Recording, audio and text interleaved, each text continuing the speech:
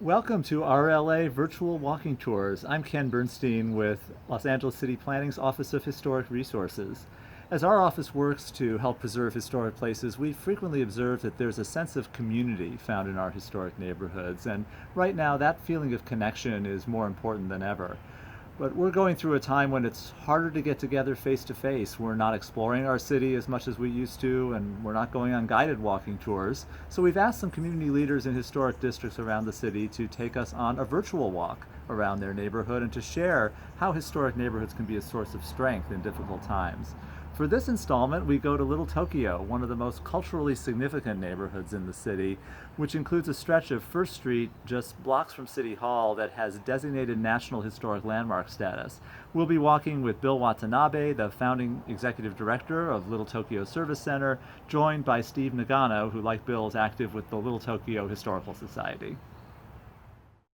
My name is Bill Watanabe, and I'm here with Steve Nagano, and doing the camera is Jeff Chop. We're members of the Little Tokyo Historical Society. I'm going to take my mask off while we're doing the tour and talking, but we're practicing safe distance, just so you know, during this pandemic. Right now, we're standing at the Gopher Monument. The Gopher unit fought during World War II, was composed of all Japanese Americans, a few other Asian Americans. They fought in Europe and also in the Pacific as well. And this is the monument that is dedicated to the soldiers of the Gopher unit. They're the most highly decorated combat unit in the entire history of the U.S. military. And their names are written on the side of the wall over there.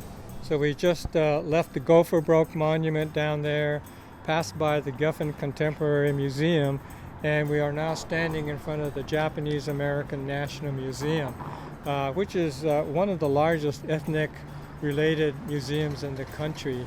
And over to my right, there's an exhibit called Transcendience. This is the famous cube that is fun to play with. And to my left is an exhibit space for the Gopher exhibition that's going on every day. Just a note, Bill is also in this exhibit called Trans.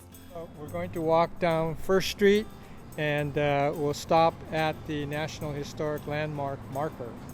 So we're walking down the National Historic Landmark District, coming up to the Far East Chop Suey restaurant. They don't serve chop suey hardly anywhere, but at one time there were chop suey restaurants all across the country. This is probably one of the last remaining neon chop suey signs left in the United States. But every town, every small town had a chop suey restaurant. Chop suey, by the way, in Chinese means cooking with leftovers. You can imagine a neon sign flashing leftovers. That's why no Chinese restaurant today really wants to serve or advertise chop suey. Fugutsudo, which serves Japanese sweets, has been in business since 1903, and they've been at this location since 1930, except for during the World War II years when all the Japanese were taken to concentration camps. You can see all of the sweets, and if you look into the kitchen, you'll even see how they are actually making sweets. In the back, many of these are very traditional, prepared in a way that anju and mochi has been made for hundreds of years in Japan. Fugutsudo also features some new sort of American-style mochi, chocolate-flavored, peanut butter, and so it's a true blend of Japanese and American culture. The original owner of Fugutsudo, Mr. Kito, is credited with the invention of the fortune cookie. And so the mold for the fortune cookie is now sitting at the Smithsonian Museum as a historic piece. We are at the Union Center for the Arts, which has three visual arts production type nonprofits. The East West Players, the largest Asian American live theater program in the country. visual communications, and also LA Art Corps, which is an art gallery. This used to be the old Union Church. The Union Church moved 2 blocks down that way to the south. So it is now a media arts center and doing very well. We are right next to the Gist restaurant, which is a great place if you come to Little Tokyo for breakfast and lunch. I just would like to also add that this was a pickup spot for Japanese Americans who were incarcerated during World War II at the Union Church. That's right. And in fact, the War Relocation Authority had their offices where where the Reverend used to have his office. I'm going to point out the sidewalk. This is a historic timeline marker sidewalk. Most people don't even notice that this is here, but it tells a little bit about what was in these buildings over the last 100 years. Little Tokyo is a 135-year-old community, and so there's a lot of history, and this timeline, it goes all the way around the block to where we started, telling a little bit about the history of Little Tokyo and the Japanese American community.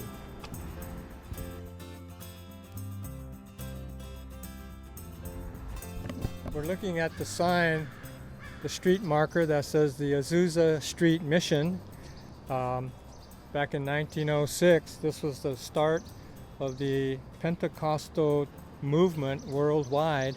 The very first Pentecostal church started right here on the plaza of the Japanese American Cultural Community Center.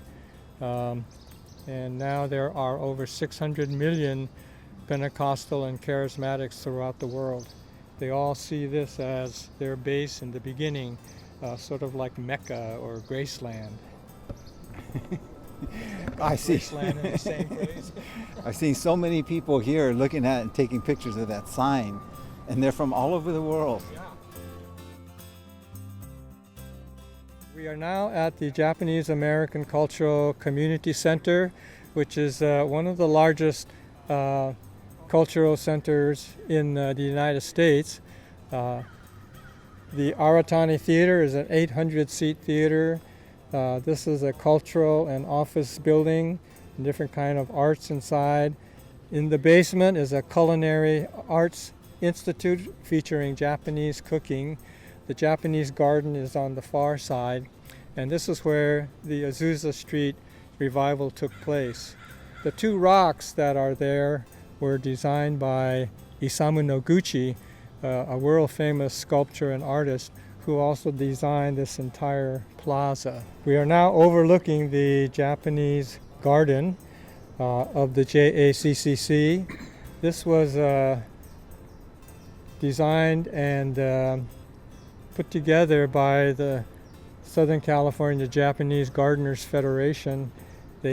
Volunteers found all these rocks. They went up into the mountains and brought them down, and I'm told that this is a very traditional Japanese garden, although of course it uses California flora instead of Japanese plants.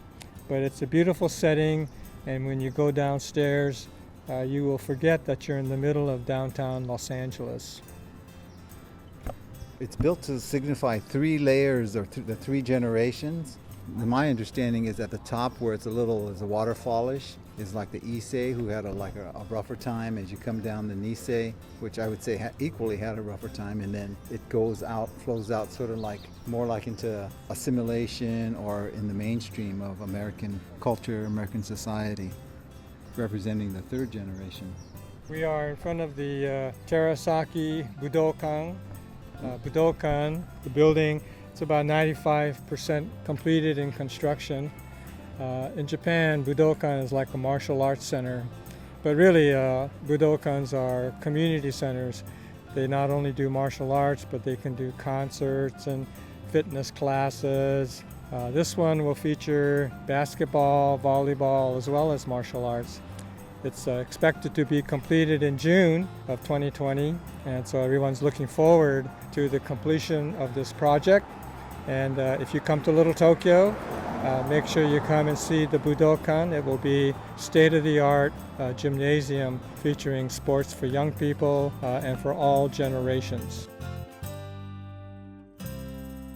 Many thanks to Bill and Steve and Jeff Chop behind the camera for sharing the Little Tokyo community with us. We hope you'll get in touch if you might want to take us on a walk of your own historic neighborhood.